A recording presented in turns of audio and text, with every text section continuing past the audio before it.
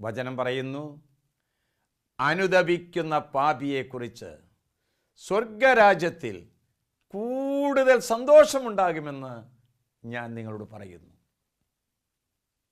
ധൂർത്തപുത്രൻ്റെ കഥ, നഷ്ടപ്പെട്ടുപോയ ആടിൻ്റെ കഥ, നഷ്ടപ്പെട്ടുപോയ നാണയത്തിൻ്റെ കഥ, ഇതല്ലേ നമ്മോട് പറയുന്നത്?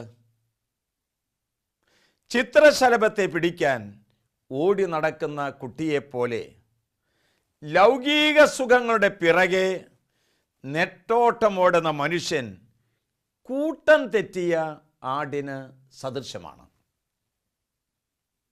ഇടയൻ്റെ സംരക്ഷണവും പരിലാളനയും മറന്ന് താൻ രൂപഭാവന ചെയ്യുന്ന സുഖങ്ങളുടെ നടുവിലേക്ക് ഓടിയിറങ്ങുന്ന മനുഷ്യൻ അവസാനം അസ്വസ്ഥതയുടെയും സ്നേഹശൂന്യതയുടെയും മുള്ളുകൾക്കിടയിൽ അകപ്പെട്ട് നിരാശനായി കരയുകയാണ്.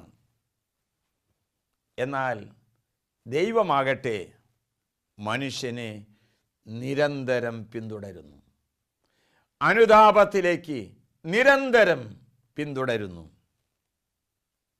ദൈവസ്നേഹത്തിൻ്റെ പാരമ്യം അളക്കുവാൻ മനുഷ്യൻ അശക്തനാണ്.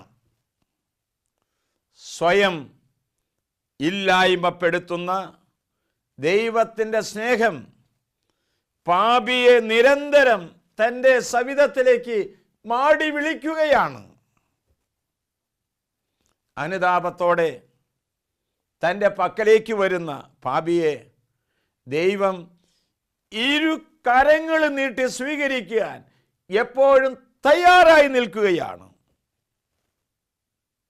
അനുതാപം, തിരിച്ചുവരവ് കർത്താവ് കൊതിക്കുന്ന പുണ്യമാണ്. ഈശോ നമ്മെ ഓരോരുത്തരെയും അനുഗ്രഹിക്കട്ടെ. ആമേൻ.